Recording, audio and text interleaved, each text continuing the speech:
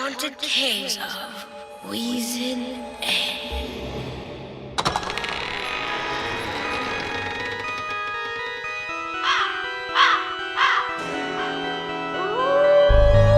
You're listening to That's Pretty Dark, the podcast where we talk about all of the entertainment that scared us as children and still haunts us as adults.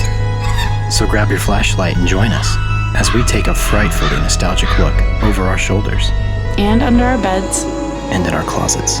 And together we'll realize, whoa, that's pretty dark. Pretty dark.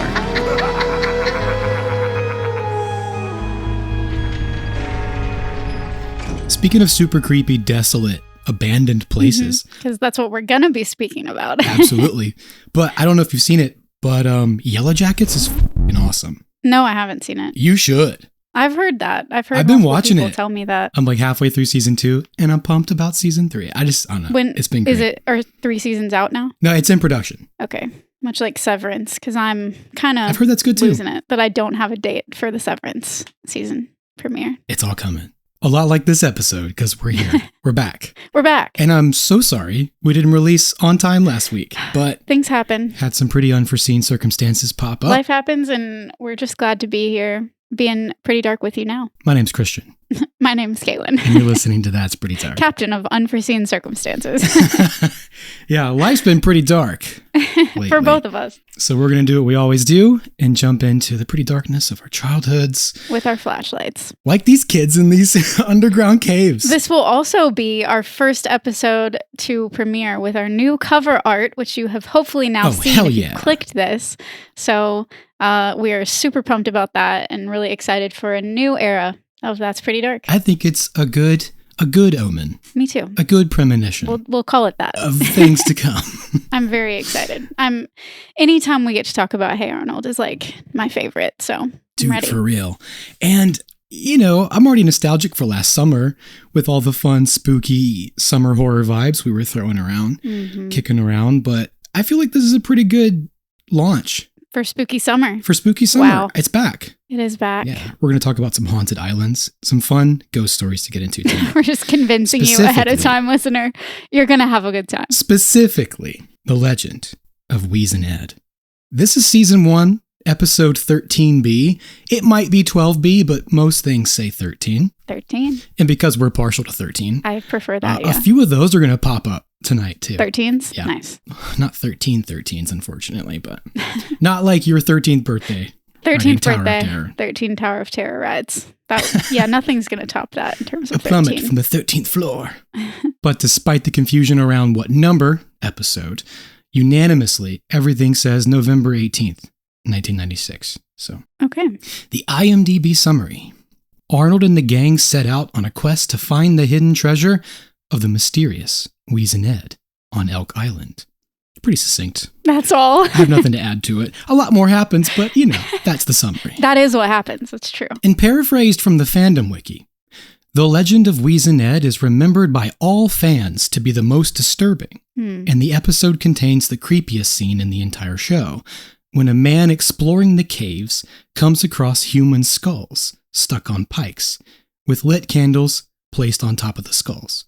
And while I personally don't agree, I was going to say, the imagery is creepy. It is. It will stick with you. But I don't know that this is the creepiest. But that doesn't mean that this episode isn't pretty dark. There we go. Did I mention the human skulls on pikes with burning candles on top of them? Because, man. I do like the way that the legend is animated. It's really nice. And I do remember seeing it as a kid. Yes. It deviates from the traditional Hey Arnold animation. It's all done kind of in silhouette noir. It is, Has a look to it. And I remember that watching it in 96. It's like noir meets cave paintings almost. Mm-hmm. He doesn't have a real form or shape. He's all scratchy and shadowy. So. He's just a concept. He presents like a nightmare. Like something that you can see in your periphery inside your own nightmare, but not really, doesn't really fully take shape. Can't fully grasp him. Form. Right. But he can grasp you. Not quite. Yeah, he can grasp you, especially from behind as he's wheezing. But Very different from Zeke the Plumber, how he shows up very tangible, very in your face, awkwardly in the room with you in your own nightmares. You can feel his presence. This episode houses a number of pop culture references, but when it comes to inspiration, I'd say this drink is a Goonies cocktail garnished with Scooby Doo. Agreed. And I want to drink it up. 2, please. It's super Goonies. Bartender. I knew that we were going to say the word Goonies almost immediately because it is so closely parallel it's to very, very, very similar. the Goonies. And I understand why, a creator like Craig Bartlett would be drawn to that idea. Of course. I read online that this was meant to be a parody of the Goonies, but I would say that I found something from history, a true historical account, that much more, almost one-for-one, resembles this story. So I'm going to get to that at the end. I'm just going to go and tease that and upset all of you. And I can see Craig Bartlett also tying it into knowing history. some of this history. Right. Yeah. Why not blend all of it together? I mean, there's no reason it has to be one thing versus all the others. Again, a cocktail. Speaking of Craig Bartlett, he's one of the writers of this episode, along with Steve Vixton and Rachel Lippman. We've covered Craig, and I believe we've also covered Steve, but Rachel is new to our show. She's been writing since the early 90s, which is funny because her credits on IMDb begin with Rugrats and they end with Rugrats. She wrote 10 episodes of the original show, including the wonderful yet controversial Passover episode, and has so far written 6 of the Rugrats reboots. Wow. And after making those babies talk, she went on to write 2 episodes of Sabrina the Teenage Witch, nice. 11 episodes of Hey Arnold, 4 episodes of Recess, 2 of Daria, and 9 of Fairly Odd Parents, among many, many others. It's no wonder that Fairly Odd Parents was one of those that I feel like I could tolerate more than the ones as I was getting older. I didn't watch a ton of cartoons. Rocket Power was in there, but Fairly Odd Parents was at a time when I was just a little bit older, kind of aging out of the cartoons, but it would still grab me when I would sit down to watch it. Right. And it makes sense that some of the writers from, the shows that I had really liked were behind it. This episode was directed by Julie Murphy and Dan Povenmire, or Povenmire, I'm not sure which. Julie also directed The Haunted Train, so we've talked about her background before. But this is our first time meeting Dan, who is a well-known contributor to our childhoods and the animation world as a whole, having written, animated, voice-acted, and directed hundreds of episodes of different shows beginning in the late 80s and spanning 3 decades. He co-created both Milo Murphy's Law and Phineas and Ferb, for which he's written 120 episodes and voiced characters in 139, including Dr. Heinz Doofenshmirtz. Dr. Doofenshmirtz himself. He directed 19 episodes of Hey Arnold, 13 episodes of Family Guy, 2 episodes of SpongeBob SquarePants, and 2 of Rocko's Modern Life. What a mix. What a resume. He also did storyboard work for all of these, plus Teenage Mutant Ninja Turtles, Ren and Stimpy, Cat Dog, and Courage the Cowardly Dog. But the damnedest thing is that he grew up in Mobile. No way. And he went to South. No, he didn't. That's our alma mater. And that blew my mind, so I had to say it. Holy cow. He was a child prodigy, began drawing at the age of 2. His 2 main artistic influences were Chuck Jones and Hayao Miyazaki. What do you know? Yeah, I'm not jealous. I'm not jealous at all. It helps of course to know. Not. That's not in your nature. That's not like me. No, it really helps to know that he came like before our time. Oh, like he was already in LA doing stuff when like in the 80s. He's 60 now. Yeah. He was already way beyond college. And he went to USC as well. Yeah, so he went from South to California. So right. From here to California. And now that you're saying it, I do remember people saying that one of the creators of Phineas and Ferb is from Mobile. I just never put it together. But he also worked on other, shows for Disney, Nickelodeon, and apparently Cartoon Network. Would love to meet you. We should totally reach out to him because he'd be like, "You're from Mobile? Let's talk." Oh, man. It's Saturday in Hillwood. The gang is hanging out at their own version of Coney Island. Just the best vibes. Harold and Gerald are literally hanging out on the boardwalk railing, while Sid and Rhonda try their hand at the old throwing. You throw like a girl, man. Well, you throw like a little shrimp with stringy hair and big ears and your hat on backwards. No, I don't. Gotta be a saltwater taffy store somewhere. And on the hunt for some saltwater taffy, Helga spots Arnold sitting at the edge of the pier, staring out over the water at Elk Island. But soft, it's him. Oh, it is my love, spending a lost Saturday on the river's edge. How I long to share your reverie. I love it so much. Yet I can't get a dang blasted minute alone with him. Like, it's all mad. I do love that kind of, perfect. It's not foreshadowing, but there's a payoff later when she strategically engineers some time organizes, alone with Arnold. yes, some time alone. And who among us hasn't been there? What are you looking at? Elk Island. So? So how come no one ever goes there? Well, for one thing, it's haunted. The island is haunted by Wheezin Ed. Another, like, perfect Gerald theme music, bongos, legend time. It's wonderful. And one of the only times that Sid doesn't lead him in. Yeah, that's true. My child self was so poised for this. Like, anytime we got to hear a legend from Gerald's mouth as a kid, I just remember being like, yes, like, we got one, you know? Right. You're like ready for an Urban Legends episode. Saltwater taffy on the pier, longing for your childhood crush, and an urban legend. And it's Saturday. That's just perfect to me. These are all excellent ingredients for an episode. God, I love this show. The haunted caves of Wheezin and In the time of Prohibition, on the island they call Elk, there lived a gangster so ruthless that his name inspired terror all up and down the Skookumchuck River. They called him Wheezin Ed. Ed got his name from the wheezing noise he made just before he came up behind you and wrung your neck. Some say he wheezed because he suffered from chronic head colds. Some say the wheezing was caused by a chicken bone lodged in his throat. Some say he was just faking it. One thing's for sure, he buried his huge treasure in the damp dirt of those caves. No one has ever found it, though countless souls have tried, and to come to some awful end, too hideous to be spoken of. For to find the huge treasure, one must descend into the haunted caves of Wheezin Ed. The end. Good job. On the Hey Arnold fandom wiki, Wheezin Ed is described as the ghost of a gangster and serial killer. Do we think he was a serial killer? Or just more of like a hitman gangster type? I'm thinking more of a hitman. Because he gives me real like Richard Kuklinski vibes. It's interesting though, and I understand that there's a distinction because arguably a hitman could kill just as many people as a serial killer. But the motivation's different. They're categorized so differently because the motivation is different. Exactly. A killer for hire is not the same, you know, on the scareometer, should we say. But if the killer for hire also enjoys it and does it for a personal reason, and how if you often get pleasure do from it, quote unquote serial killers pursue this as a, I don't even know if we can call it a profession. It's a profession. It's an occupation. It's a career. There's interesting overlap there. I mean, I don't know. It's also like a kid's sort of look at gangsters. You know, they're usually depicted in media as these indiscriminate killers. But the reason I asked that question about Wheezin Ed is because strangling is a very intimate way to kill someone.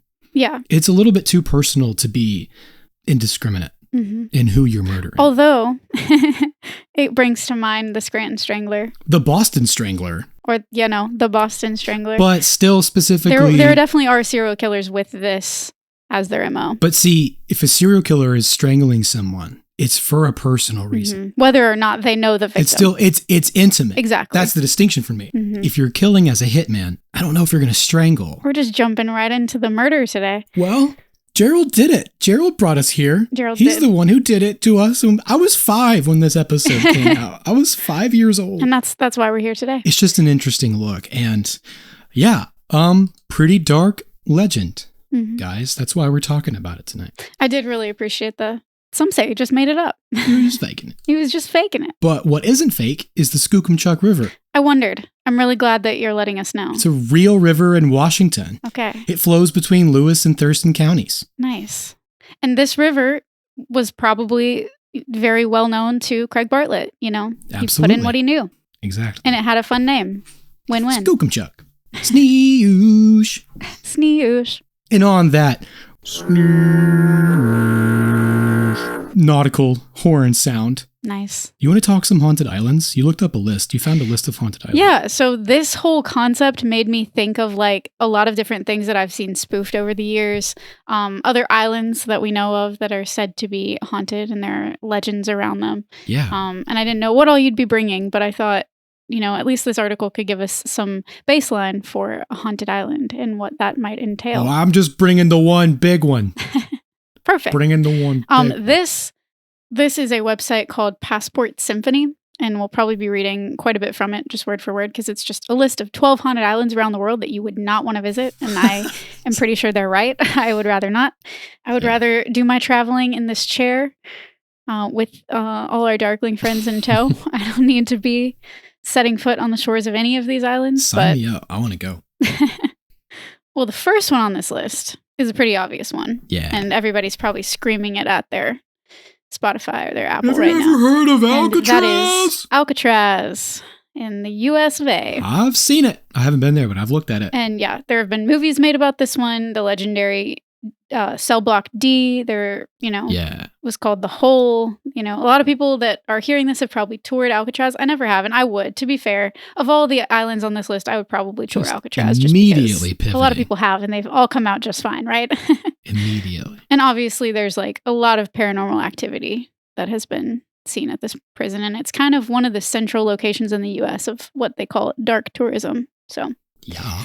We got to mention Alcatraz at least. You should read the last sentence. And it especially relates to Wheezin Ed. Yeah. Because rumors have it that there were multiple occasions in which inmates screamed in terror throughout the night, claiming that an evil creature was strangling them. It's just me. My voice cracked at the perfect moment.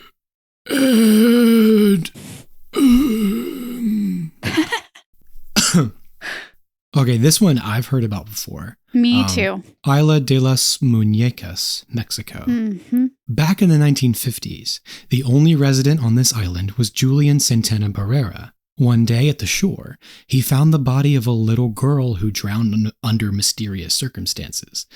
Supposedly, the girl's ghost haunted Julian, and to please her, he started hanging dolls from every single tree he could find on this creepy island. Mm-hmm. There are recent stories of witnesses who have seen the dolls move and whisper in the night. I just got chills. To make everything even more strange, Yikes. 50 years later, Julian drowned himself on the same spot where he found the girl's body. I don't like it at all, but I have seen this parodied. I've seen it mentioned. I think even Dawson's Creek, that one of their Halloween episodes, they did kind of a Blair Witch sort of thing where they got stuck on a haunted island and there was a doll. That's not surprising at all. I do remember that too. So yeah, it's funny. This has inspired a lot of creepy content, I think. God, that one's so creepy. I'm glad we could tie it in because this one, the idea of walking at night on an island where there are just dolls hanging from the trees is, and I'm not even that bothered by dolls, to be honest. Like, dolls don't really get me unless apparently they're hanging from the trees.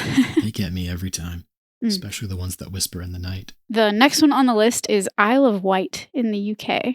That's WIGHT. They know, especially if they've read the Miss Peregrine's Home for Peculiar Children. The article says there have been multiple cases of paranormal activity reports on the island, but two particular places stand out. The first one is the Botanic Gardens, located at the same place where the Royal Hospital for Chest Diseases used to be. There were multiple reports of strange men weeping and groaning in the garden. Yep. It's just me. I've had a cough lately. I got some crazy chest disease. You're haunting the garden there? My neighbors are like, I hear a strange man weeping and groaning. Hey, my whole life my neighbors have been saying that. The other place is the old manor house of Knighton George's. This house has been demolished since the 1800s. However, supposedly a ghostly apparition of the manor appears every New Year at midnight. It's like if they tore down Hill House. It would just rebuild itself and be there no matter what. I do kind of like that it just wants to celebrate the New Year, though. It's just marking the occasion. It's like, I'm not here for a long time. I'm here for a good time. One night a year. Every year. Oh, I like Casper, in a way. Aw. I'm going to do this one from Uzbekistan and Kazakhstan, the border between the two. It's called Rebirth Island. I can't pronounce the other word, the name. There's no way. It's quite a word. This is one of the biggest biological test sites in the world during the Soviet era. Mm-hmm. And today, it's one of the scariest haunted islands in the world. Man. Genetical. Is that a real word? I don't know that it is. Genetic engineering of bubonic plague, anthrax, and smallpox took place on the island, taking a lot of lives along the way. The scientists also released these substances into the air and recorded the effects on livestock. No, thank you. In 1988, authorities tried to destroy the evidence of their weapon programs by drenching the entire anthrax stock in bleach, sealing it in stainless steel drums, and burying them. It's really sounds like a terrible plan. This plan didn't work, and anthrax started seeping through the soil. Perfect. This also poisoned not only the island's earth, but the groundwater too. Today, the complete eastern basin of the Aral Sea has dried up completely as a consequence. No wonder this scary island has the nickname Ticking Time Bomb in the Heart of Asia. Awful. Jesus Christ. That kind of leads us into our last one, though, our last haunted island, because speaking of the plague, back in the 1800s, Poveglia Island in Italy actually served as a quarantine station for the bubonic plague. According to several sources, residents that had even the slightest signs of illness were thrown here against their will. Just put a flesh wound. And if these rumors are true, this website says, that means that roughly 50% of Poveglia's soil is composed of dead human remains. Holy shit! I can't 50%? imagine that's true. There is no way. Is there? It's an island, and that's a lot of people. How big is the island? I don't know. Doesn't have square footage, but man, oh man. I am unnerved by that. The website also says that in the 1930s, the island became an asylum where a doctor performed horrifying experiments on the patients. And eventually the doctor himself went mad and threw himself from the island's bell tower. The bell tower was later removed, but locals still claim they can hear it echoing from the isolated island. I just got chills again. These ones, I don't know what it is about these stories today, guys, but this, a haunted island, apparently. Not good. It's creepy. Not good for Kalyn. There's a reason they're used over and over in pop culture. In recent years, several Italian construction companies attempted to restore the old hospital building, but they ended up abruptly stopping all activities without explanation. And today, this creepy island is closed for both locals and tourists. That's nuts. I hate the idea of an island where they just toss, like leprosy, for example, like historically where they just didn't know what else to do to quarantine people and just toss them on an island. Get out of here. It strikes so much fear into my heart. We've all been through a plague recently. Yeah. Like, this concept is just terrifying to me, that you could just go and die on an island where they don't care. They just toss the people there and then, sorry, you're sick. Some of you might get better. Most of you won't. Have fun. Yeah, I don't know. I'm sure that they had, hopefully they had doctors or people caring for these patients on this island, but the way that it reads, it just... No, it's out of sight, out of mind. It feels a lot more like they were abandoned to be quarantined here. Well, I mean, what are you going to do? They can't infect the entire population, so it's kind of like the greater good type deal. Yikes. I get that. I hate that so much. Yeah, I mean, it's not good. It's bad. It's really bad. Wow. So glad we talked about some haunted islands. Took ourselves a little detour to some other haunted islands, but man, I'm sufficiently creeped out now, so let's get back to Hillwood, where it's at least safe and spooky. Well, anywho, Helga is skeptical. Hooey, what a crack. That island isn't haunted, and there's no Wheezin Ed. But there be a treasure. But par for the course of any good horror film, especially those about urban legends, we have the trope of some random weirdo insisting that the stories are in fact true. Mm-hmm. Usual fare comes with some ominous warning, but in this case, the children are encouraged to visit the island by Sheena's Uncle Earl, who talks with a classic pirate accent. Wow, he must be one of those real-life, grizzled old sea salt type characters. Nah, it's just Sheena's Uncle Earl. No, it's just Sheena's uncle. This is Earl's first appearance in the show, and he's voiced by Dan Castellaneta, who also voiced Grandpa Phil. That's right. Har, har, har. Here be a small sample, found it in the caves last Tuesday. And shows them what looks like a copper coin. Mm-hmm. Phoebe says it could be a 16th century doubloon, and that's not the last time she'll be wrong in this episode. And she's not often wrong. Seeing an opportunity to make a little cash, Earl provides them passage and a shovel for a total of like $8.55, but not without making a fat joke at Harold's expense. Poor Harold. They all cost $1. He costs $2. I'll be back for ye before the sun sets. We sail with the tide. Sing us a sea shanty. Nah, I'll just send you some music from Stormseeker. They're like modern rock pirates. It's kind of cool.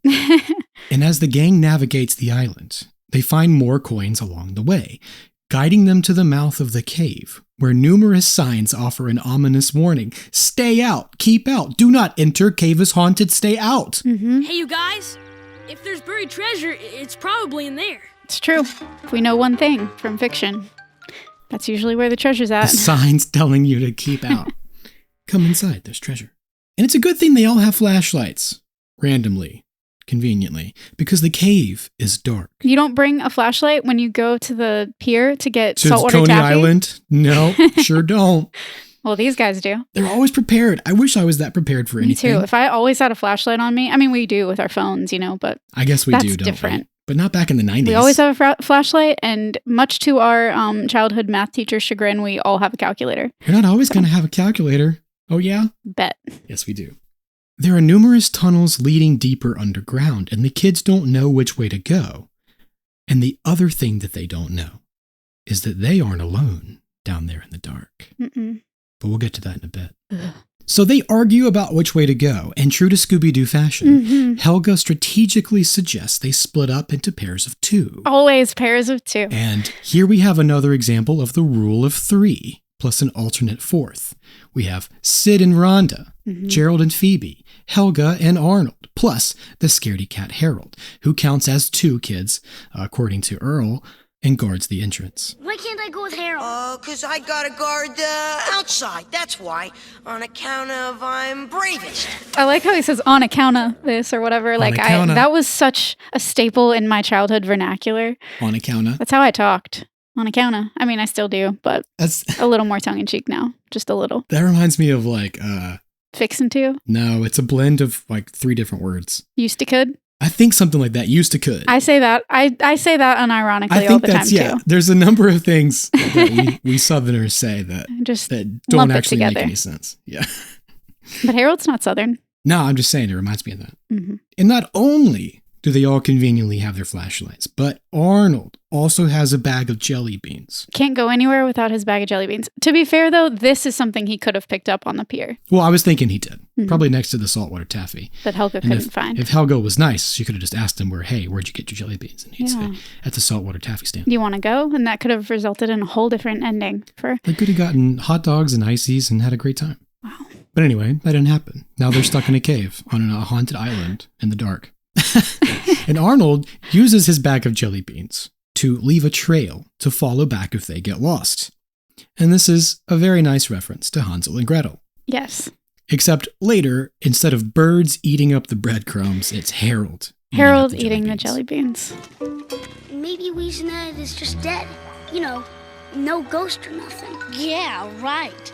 Like he just died and rotted and his bones are lying around somewhere in this cave. Pretty dark stuff right there. It's really dark stuff to say when you consider that these are like 9-year-olds. And on cue, they find a pile of scattered chicken bones left over from a spilled bucket of finger-licking chicken. Oh, yeah. No doubt Hillwood's version of KFC. In this moment, Sid and Rhonda are giving me Georgette and Tito vibes. Yeah, you think so? From Oliver and Company. I thought you were going to pair up somebody from Stranger Things or something, but yeah. Georgette and Tito. Classic. I do like it. And this ominous rumination tracks because it's still just as scary for a kid to think, if a grown-up can die here, so can I. Mm-hmm. Not to mention the ever-present truth in adventure media that where there's a treasure, there are skeletons. Mm-hmm. And booby traps. Of course. We've discussed this before in our Shirley the Medium episode of Courage the Cowardly Dog. Mm-hmm. If you believe the legend, the Wheezin Phantom is a great example of the treasure ghost subtype of treasure guardian. And next is Gerald and Phoebe, who have a very different experience. Phoebe's wrapped up in the beautiful in a desolate kind of way, cave, while Gerald speculates on the much more practical fear of falling into a hole. I don't think so, Gerald. This appears to be a cave of the striated variety. This kind of rock permeation, with its series of smaller passages radiating out from a central gallery, indicates that there wouldn't be a sudden vertical drop like that. Oh, good. And I mean, Phoebe usually knows her stuff, but do you think she's just trying to show off for Gerald a little bit? I think she has twice now, because Gerald said, looks real to me. And she was like, oh, yeah, sure. It could be a 16th century doubloon. Right. And now he's like, I might fall into a hole. And she's like, actually, Gerald. There is some crush logic. There's some crush logic here, which, makes everyone a little bit dumb. It does. This is a fact. And, I'm also dumb because I don't know shit about caves, right? Me neither. But I tried to read up a little bit on types of caves, specifically striated cave varieties. Perfect. As far as I can tell, that's not really a thing. It seems that striation typically describes the walls of a cave or a rock face, like the grooves and flowing ridges that are formed over long periods of time. It can also be long strips of color, not just texture. So her speculation that striated walls would indicate no sudden vertical drops doesn't really hold much water, especially since she's proven wrong almost immediately. Moments later, yeah. But if you're curious, there are 6 types of caves. Karst landscapes, solution caves, lava caves, sea caves, ice caves, and talus caves. I don't know what those things mean, but I'm really glad that you listed them for us. This anyway. would technically be a sea cave, though, I believe. I was just watching this weekend the Reading Rainbow documentary on Netflix, Butterfly in the Sky. I've never seen it. If you have not seen it, it's a couple years old now, but it just was added to Netflix recently. And I think it would be a great watch for any Darkling because it covers the legacy history of Reading Rainbow, how it came to be, interviews producers, a lot about LeVar Burton, which is incredible and amazing, and it's a great documentary. But they talked about one of their earliest expeditions. Reading Rainbow, they would take you into the story. They'd take you to the places that inspired these books that kids were reading. And in one of the segments, they talk about going into the cave of bats, where you couldn't even see the wall of the cave because it was just covered in bats. Oh, wow. And it talked about how the bat droppings on the floor, in the bat droppings, there are these carnivorous guano. There are these carnivorous worms that would eat the carcasses of the bats as they would die in the cave. Ew. It was very intense, and that's all I can think about right now as you're discussing these caves with me. But they got great footage, They had to send these cameramen into the belly of the beast with these caves, volcanoes. Those camera dudes, they were making it accessible for kids like us who were sitting watching PBS. Yeah, they were troopers, yeah. It's wild. They were getting in there. But highly recommend that documentary. I'm going to watch it. That's really cool. There's more to it than caves, but... Otherwise, it'd be called, Reading Rainbow in Caves. It'd be weird. True. What if that was the focus of the entire documentary? Reading Rainbow in Caves. It probably isn't the only time they went to a cave. I'm sure they could find some other footage, but... Probably not. That was by far the most harrowing, in my opinion. But again, we don't know anything about caves, so if you guys know more than we do about it, let us know. But in their own tunnel, Arnold and Helga have the same conversation they always end up having. Watch where you're going, geek bait! Well, don't follow so close then. Right, I'm having the worst day of my life, stuck in some smelly cave with a football head. Look, why don't I take this tunnel and you take that one? See ya. Sigh. Again, crushes make us dumb. Crushes make us stupid. That's right. She goes back and forth with herself, and she's trying to decide, should she confess her feelings to Arnold? Because this also is always on her mind.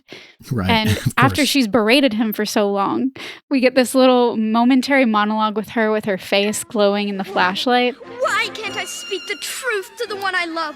Why must I constantly push away that to which I would cleave? It's perfect. Lord. Oh, Helga. Helga is all of us. Helga is all of us.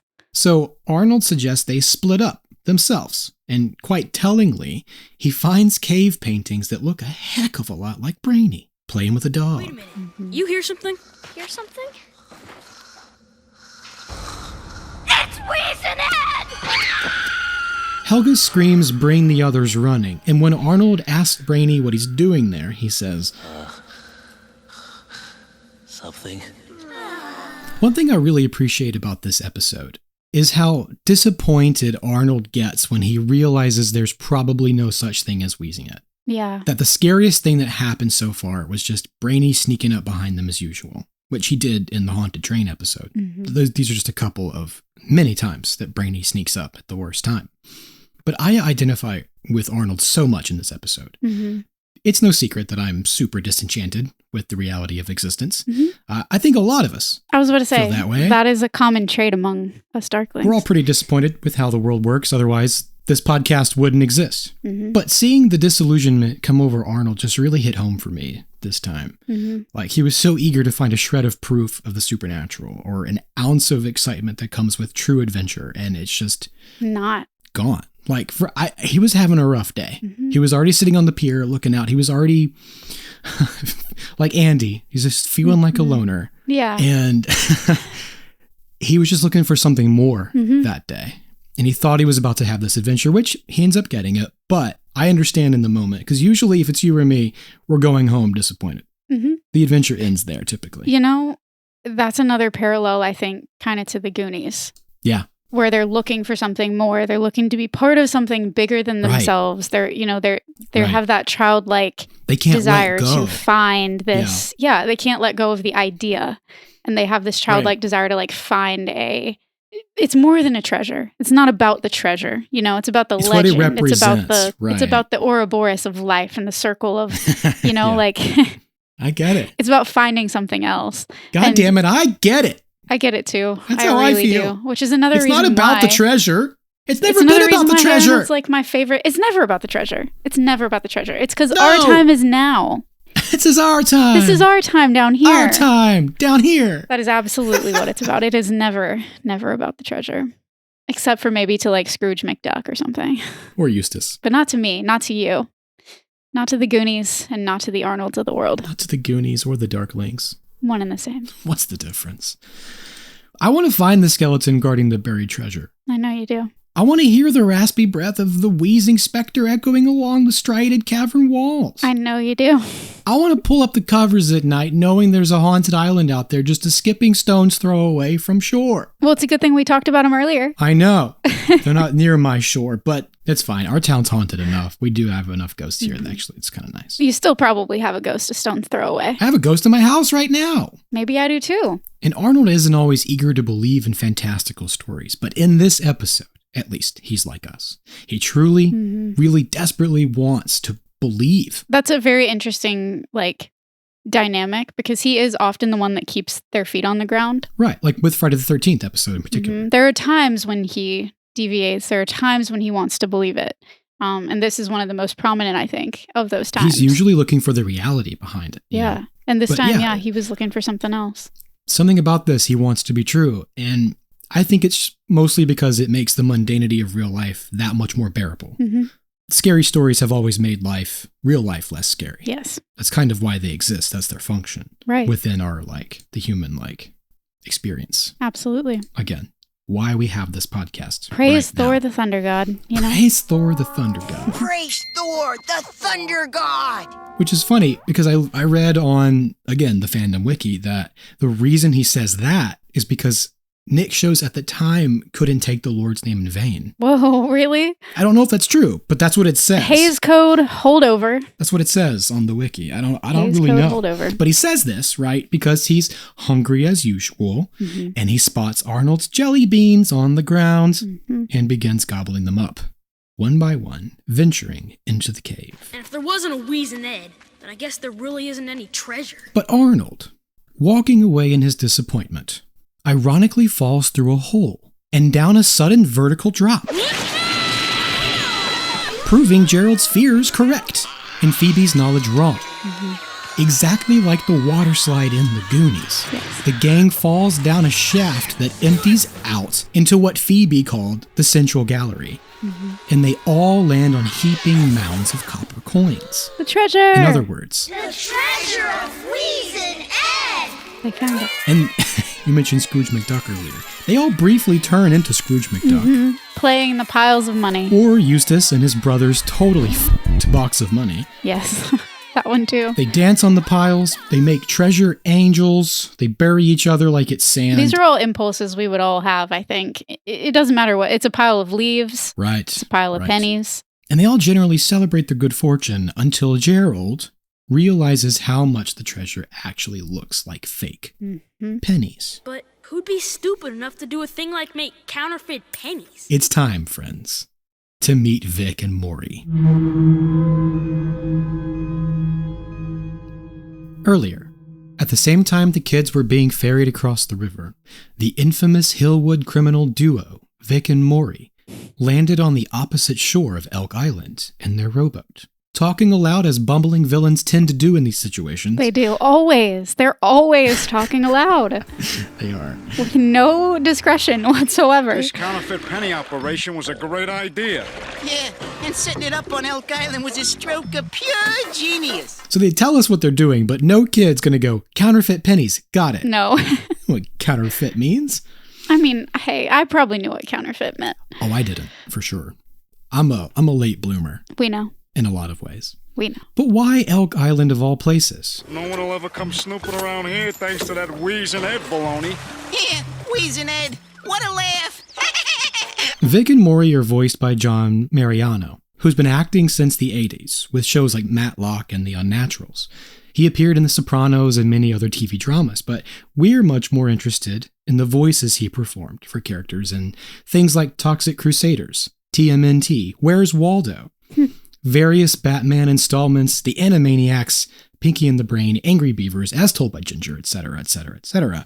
And he voiced Vic and Maury in 7 episodes of Hey Arnold. Oh, okay. So he did both. Yes, he did both. Talking to himself out loud. Yeah, who doesn't do that?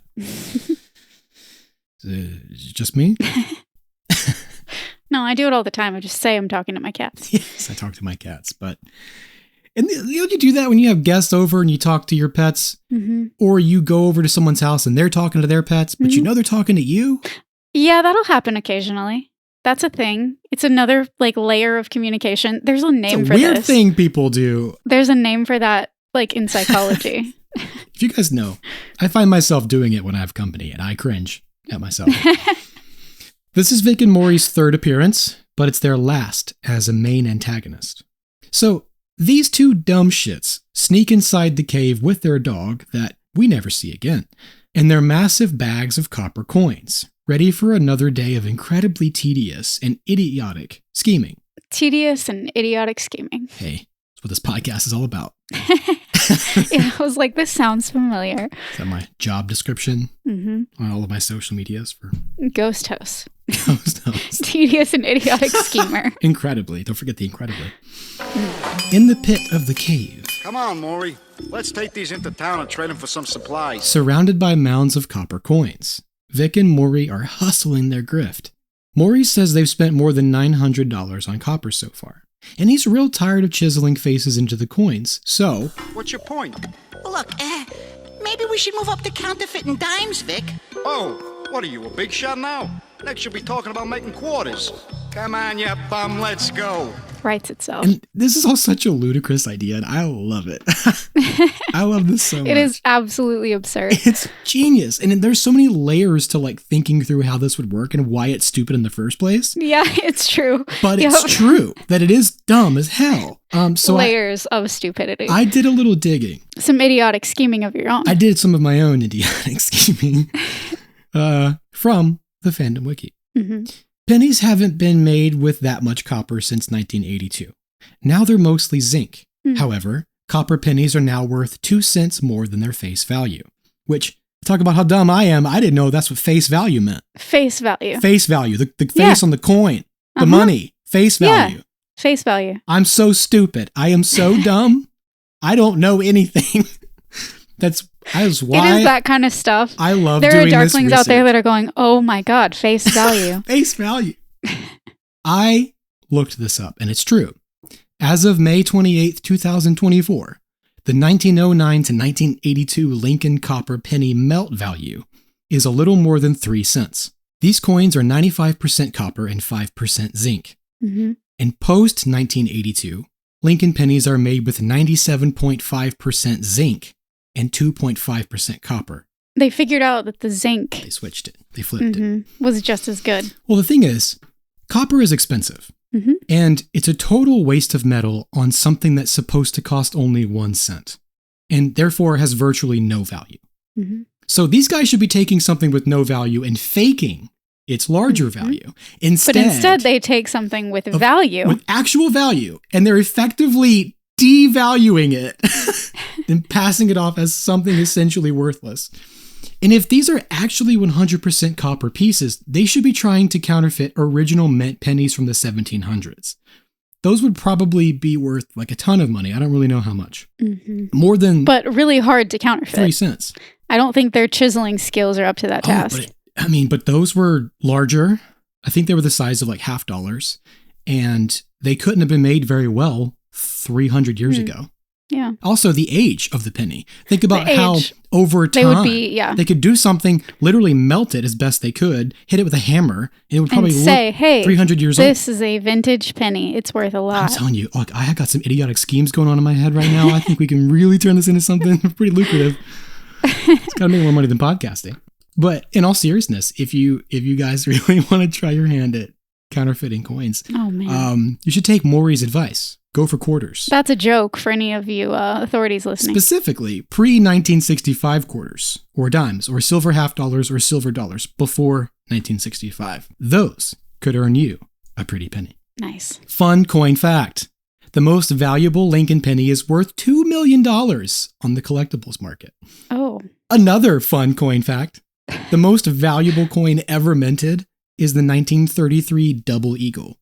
One just sold at an auction for $18.9 million. Oh my God. So if you have one of those. The scarcity, like. Yes, the age, the quality, the scarcity, it's all that stuff. To have that money. Yeah.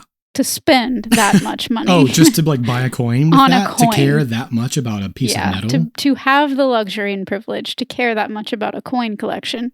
Yeah. Like I could see it being like a museum or an education, but that's never the case. It's always some wealthy private collector. Oh yeah, it's all. That wants to say they have it, you know? Yeah.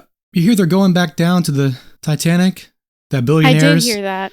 Proving that it's a safe industry to go explore the ocean floor. Let's just line I saw a meme of that, and then it said, the ocean has a chance to do the funniest thing ever. I was thinking can we just line up all the billionaires and tell them it's safe? I mean, that's what they're trying to do. One after the other. You're next. You're next. You're next. Thank you. Next. Hey, you punks! What do you think you're doing? It's Wheezin and some other guy! They do look pretty intimidating. If I was a kid alone on a deserted island and these guys showed up, I'd be like, get the hell out of Dodge. Like, no thank you. And they abandon all hope of keeping the treasure for themselves. Arnold's plan is to follow the jellybeans, but of course, Harold has eaten them all. Luckily, this was merely for the comic relief, not a peril of our dear friends in Hillwood. Because they sneak in one last reference and fat joke. Because running after them, Harold's shoelace comes untied, and he literally falls head over heels, mimicking the stone ball from Raiders of the Lost Ark, chasing Indiana Jones out of the tunnel. Poor kid. Meanwhile, I'm just like, just get out of his way. This episode's got it all. Ghosts, hidden treasure, criminals, romance, booby traps. What more could you ask for? Nothing. Well, Mark Hamill.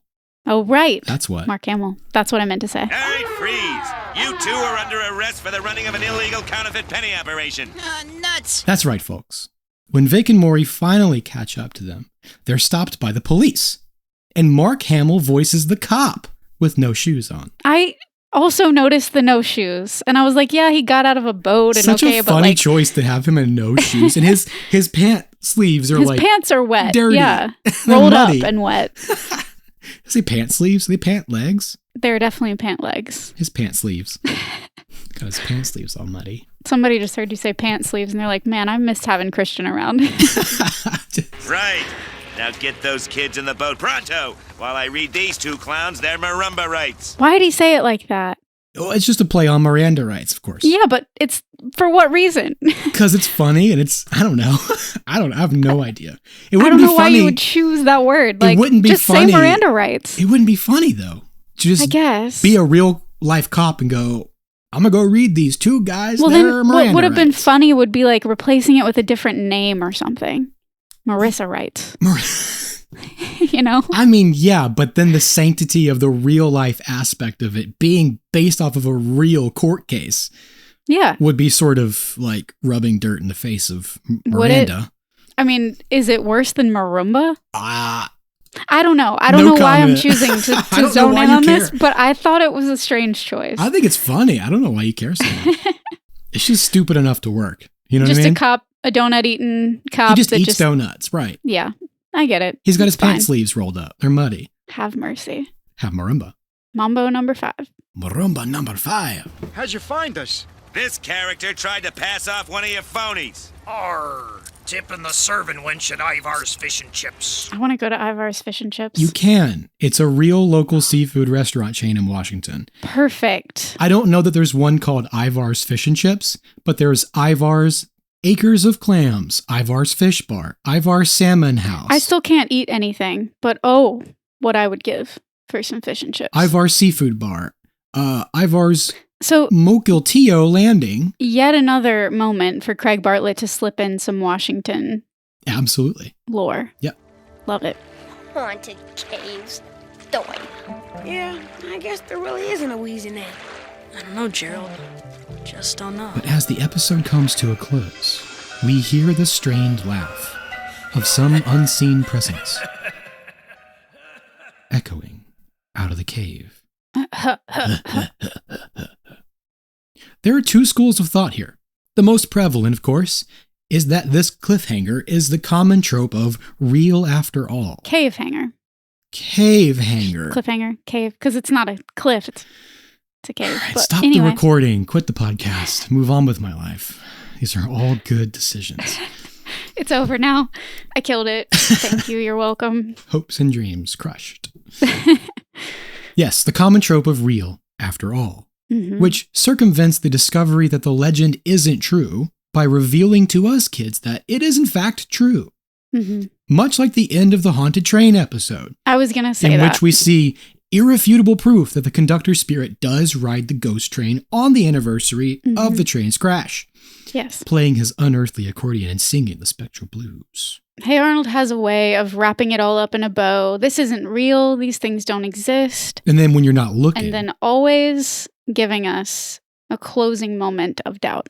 And we can't forget the end of the Ghost Bride episode. Yes. When Curly is left to be tormented all night Exactly. by the axe-wielding jilted bride in the graveyard tomb, humming her deadly tune as Curly screams bloody murder. This to me was so present in my childhood because I always waited for that shoe to drop at the end. Right. They built it in so that I knew it was coming. Right. You expect it at this point. They did it with more than just the urban legend episodes, I feel like. It was always that haunting what if. Yeah, it wasn't always, It was always kind of present with Hey Arnold. It was, I don't know how to even describe it. It's wistful, but it's not. It's whimsy. It's, If not like a chill down your spine, it's more of a wistful, hopeful thinking, wishful thinking. They did the same thing with Headless Cabby. Now that we're going through all of them that we've discussed so far, I mean... Yeah, Headless Cabby. They leave them all off that way, and Very I, intentionally. as a child, expected it. I was always waiting for it, because I knew, that's not really the ending. Something nice about it. I don't know, it's nice. It's nice. And there's the other school of thought that's much less popular, but much more likely, is that the strained laughter coming from the cave belongs to none other than Brainy himself. They did leave Brainy behind. He's not on the rowboat heading back with the other kids. He's known to have breathing problems. And the cave paintings show that Brainy has had fun playing with a dog in the caves. A dog, which may or may not resemble the one previously seen coming to the island with Vic and Maury. So it stands to reason that Brainy has often Brainy hangs out meandered his way to the island. Yes. on this island. Somehow, to be alone, and anyone who has come to the island for whatever reason has been scared away by the sounds of Brainy's nasally breathing. It almost doesn't matter whether the legend of Wheezin Ed existed before Brainy started hanging out there, because the result is the same. Yeah, that's true. That was going to be my immediate question was, how old do we think this legend of Wheezin Ed is? Does it predate Brainy, Right. But I don't like know. you say, it doesn't really matter because this perpetuation is still intact. It could very well have served as proof of the legend. It's going to get the story told again. I think it's more likely that the story existed for a long time. And then that just confirmed what was already presupposed about the place. It's just so funny that it's Brainy. It's always Brainy. And my other logic for this is because Craig Bartlett voiced both Brainy and Wheezin Ed. Nice. Like the times that we heard Wheezin Ed make sounds, it was Craig. So pull back the veil a little bit, break down the fourth wall. He voices both characters. So really? So in reality, it was Wheezin Ed. Well, and Brainy. There's no differentiation. Brainy is Wheezin Ed. But it comes down to what you want to believe. Mm-hmm. And that's the beautiful thing about urban legends. Yes. Isn't it? Indeed. There are plenty of real-life examples of legends about haunted islands, which we have discussed. Like we talked about. Already in this episode, as well as haunted caves. And as we know, in pop culture, these elements are typically reserved for pirate lore, with films like The Goonies and Pirates of the Caribbean. Tom Sawyer from the 70s comes to mind as well. Tom Sawyer. They get lost in a cave. That's true. I forgot about that. Injun Joe. Based off of a real story that happened to Mark Twain, or at least the town he grew up in. But there's one story I know of that has it all. A true story that happened in 1834. And I want to tell it briefly because the familiar details of this account make it seem impossible for Craig Bartlett and the team to not have known about it and base this episode on it.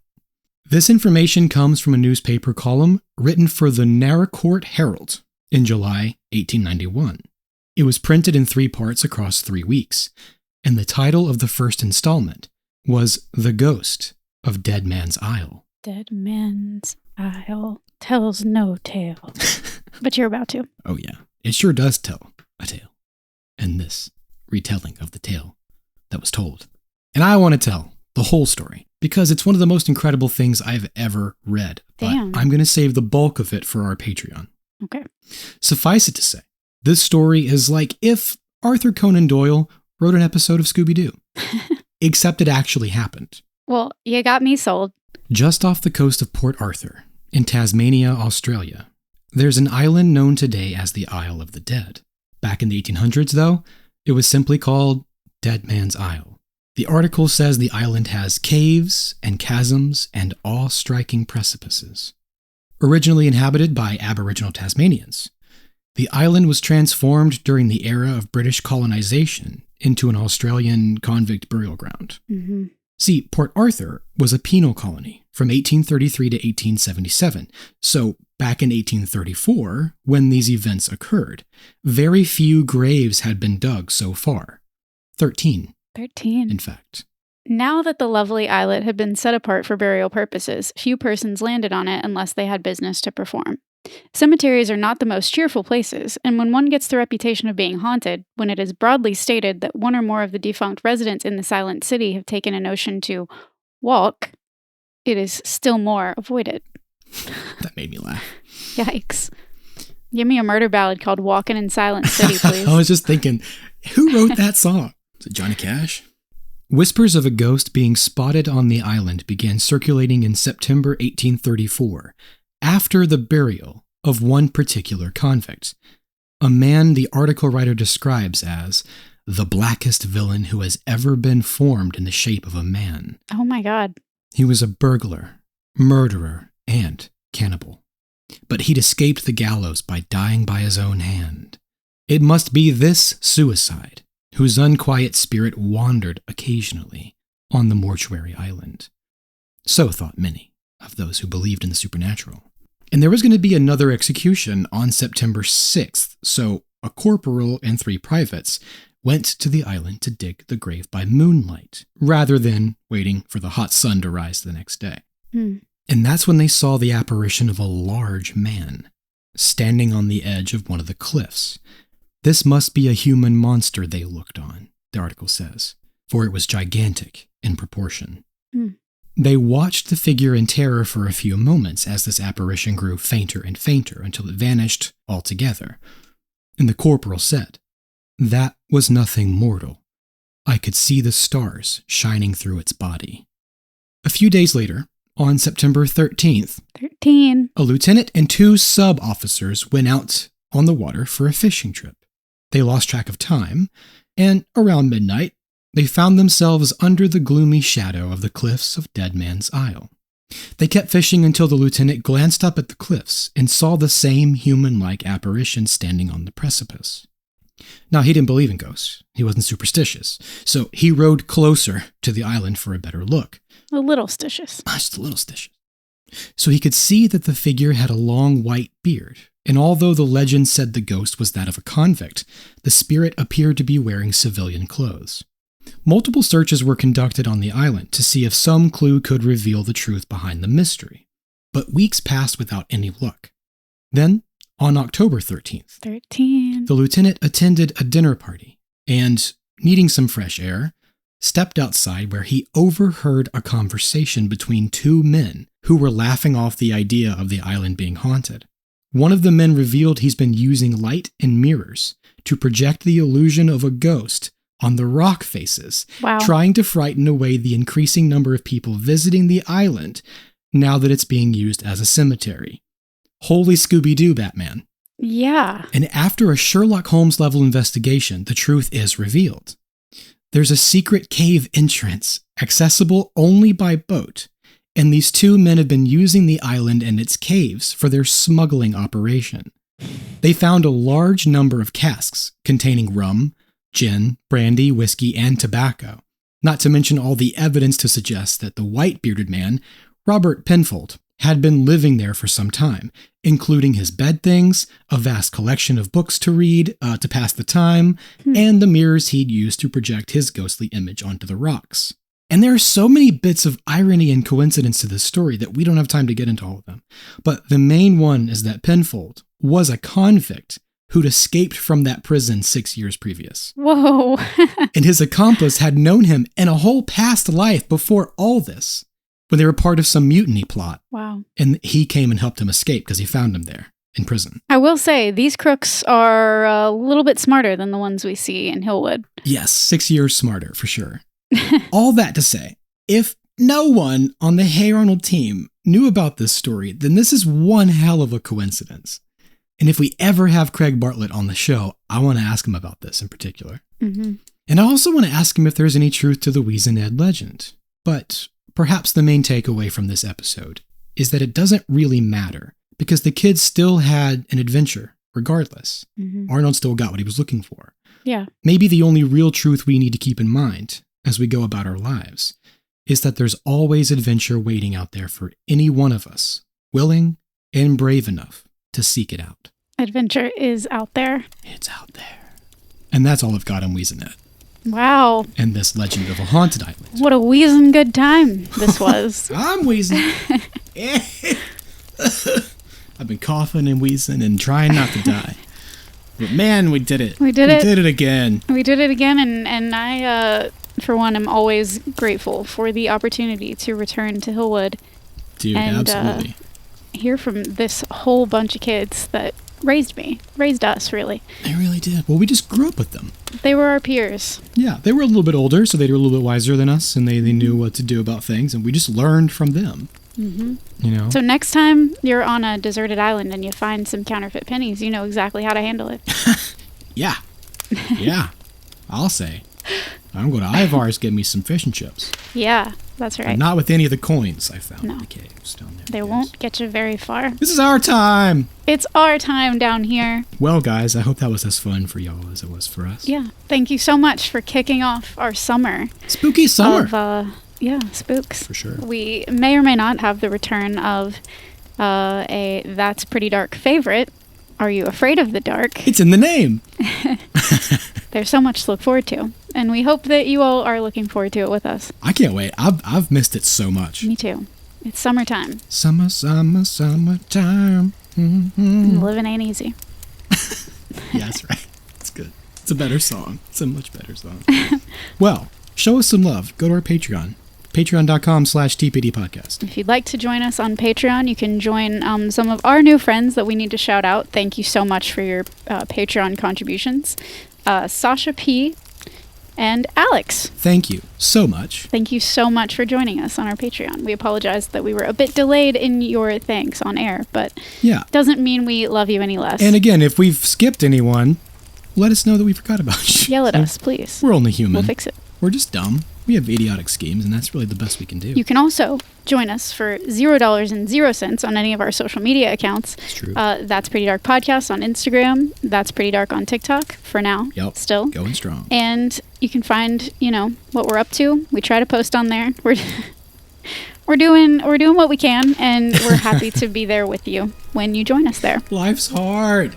Life is difficult. Why is it gotta be? Life is difficult, but we hope that these pretty dark journeys make it a little less so for all of you out there living life with us.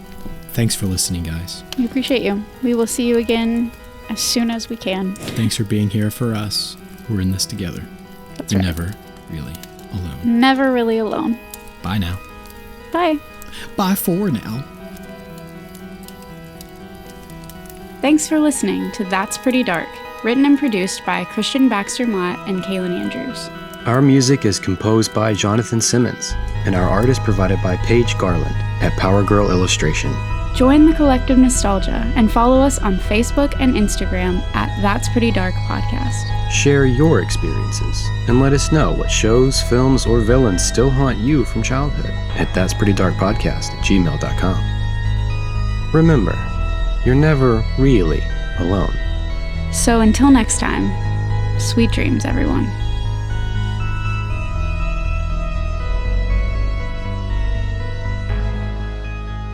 There's something I'm supposed to remember about these jellybeans. Maybe if I eat a few more, I'll remember.